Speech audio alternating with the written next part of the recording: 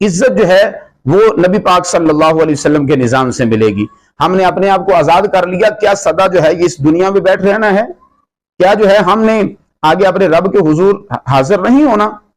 तो औरत को अगर बाहर जाना है, अब ये नहीं है मकसद कि औरत जाए, नहीं जाए, वो तालीम भी ले, लेकिन मैंने पहले अर्ज कर दिया है कि तालीमी निजाम जो है, ये अदारों का जो कॉलेज यूनिवर्सिटीज का जो इंतजाम है, ये अलहदा अलहदा होना चाहिए, अलहदा अलहदा होना चाहिए। जब अलहदा होगा तो बुराई यकीनन जो है वो कम हो जाएगी, और औरतें जो हैं, खवातीन जो हैं, वो घर से बापर्दा निकलें, बेपर्दगी के आलम में ना निकलें। जब औरत जो है बेपर्दा निकलती है तो शैतान जो है उसको जागता है।